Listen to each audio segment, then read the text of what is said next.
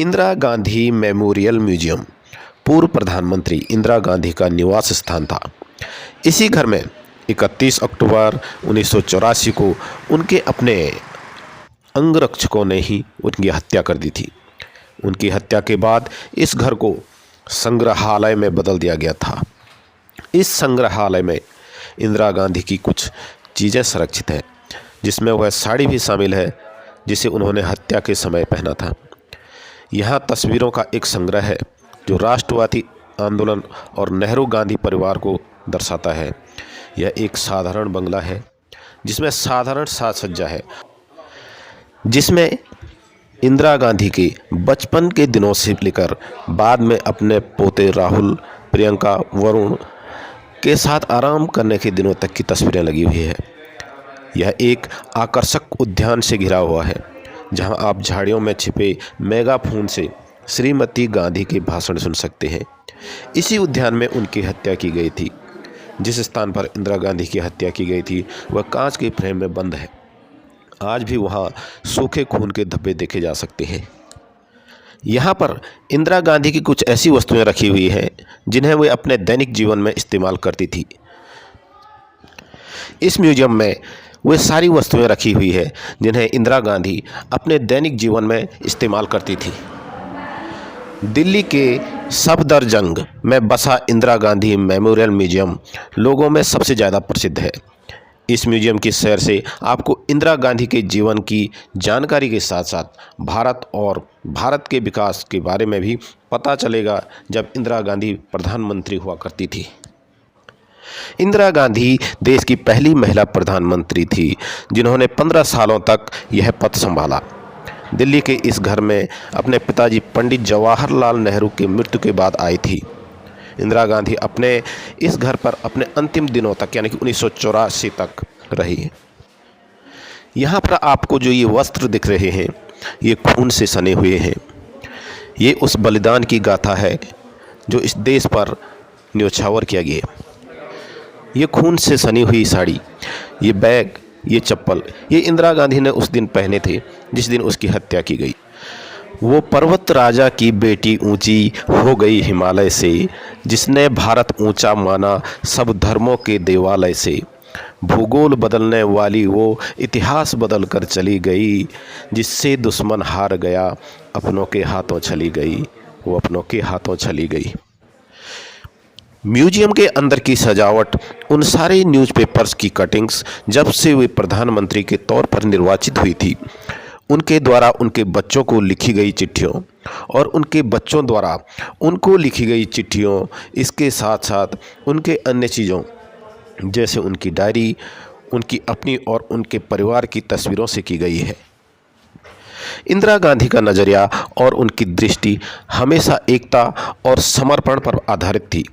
उनका व्यक्तित्व उनके देश की आत्मा को प्रतिबिंबित करता है। इंदिरा गांधी का जीवन हमें यह सिखाता है कि कठिन परिस्थितियों में भी अपने सिद्धांतों के साथ कैसे डट कर रहा जाए। उनका साहस बेमिसाल था। यहाँ पर जो ये किताबें हैं ये उनके स्कूल के दिनों की है, और जो ये पेंटिंग बनाई है ये उन्होंने अपने स्कूल के दिनों में बनाई है। ऐसे बहुत सी यहाँ पर चीज़ें हैं जो उनके स्कूल के दिनों में उन्होंने इस्तेमाल की थी। उनका बैग, उनका स्कूल बैग, ये सारी चीज़ें यहाँ पर रखी हुई हैं। यहाँ पर जो वस्तुएं रखी हुई हैं ये इंदिरा गांधी की शादी के समय की हैं। शादी के समय वैदिक संस्कार में जो जो वस्तुएं काम आती हैं वो सारी यहाँ पर रखी हुई हैं। जो साड़ी है ये इंदिरा गांधी की माँ की है जो उन्होंने अपनी शादी में पहने थे। इंदिरा गांधी ने कुछ समय जेल में गुजारा। जेल में रहते हुए उन्होंने कुछ लेख लिखे जो यहाँ पर रखे हुए हैं। इंदिरा गांधी को जितने भी पुरस्कार, सम्मान देश या विदेशों द्वारा प्राप्त हुए हैं वो सारे इस संग्रहालय में संजोए हुए हैं। ऐसी कई वस्तुएं हैं जो उन्हें विदेशों से भेंट स्वरूप प्राप्त हुई है। वो सारी वस्तुएं इस म्यूजियम में बड़े ही सलीके से संजोए हुए हैं। ये वो सारी वस्तुएं हैं जो इंदिरा गांधी को विदेशों द्वारा भेंट स्वरूप प्रदान की गई है, जिन्हें इस म्यूजियम में बड़ी ही अच्छी तरह से संभाल कर रखा गया है। इंदिरा गांधी जिन चीज़ों का इस्तेमाल करती थी उन्हें भी इस म्यूजियम में सही तरीके से संभाल कर रखा गया है। यह वो स्थान है जहां पर इंदिरा गांधी का अपना पर्सनल लाइब्रेरी थी। वो यहाँ पर बैठकर हर तरह की किताबों का अध्ययन किया करती थी और आराम भी यहीं पर किया करती थी। इस स्थान पर आपको कई महापुरुषों की किताबें मिल जाएंगी और कई प्रेरक किताबें भी मिल जाएंगी। यहाँ पर बैठकर इंदिरा गांधी इन किताबों का अध्ययन किया करती थी। आज के हिसाब से देखा जाए तो यह एक सामान्य सा रहन सहन है। ऐसी लाइब्रेरी आजकल एक सामान्य घरों में भी आम तरह से मिल जाया करेगी। इस कुर्सी पर बैठकर इंदिरा गांधी ने न जाने कितने फैसले लिए होंगे। यहाँ आकर इस चीज़ को महसूस किया जा सकता है। यह पुस्तकालय देखने में एक सामान्य सा है, लेकिन न जाने कितने ऐतिहासिक फैसलों का गवाह भी यही रहा है। इसी के बगल में है डाइनिंग रूम यानी कि भोजन कक्ष, जो कि ज्यों का त्यों यहाँ पर कवर किया गया है। यह वह स्थान है जहाँ पर इंदिरा गांधी अपने परिवार के साथ एवं विदेशी मेहमानों के साथ भोजन किया करती थी। आज के परिप्रेक्ष्य में देखा जाए तो ये एक सामान्य सा घर है, लेकिन इसका इतिहास जो है वो बहुत ही बड़ा रहा है।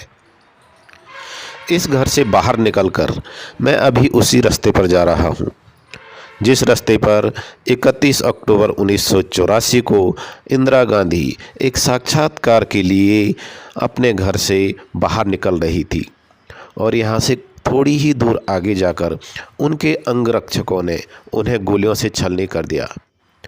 यही वह स्थान है जहाँ पर इंदिरा गांधी को गोलियों से छलनी कर दिया था। ये कांच के जो गिलास लगे हुए हैं, इसके नीचे खून के धब्बे आज भी देखे जा सकते हैं, जिन्हें इस शीशे के नीचे आज भी यथावत रखा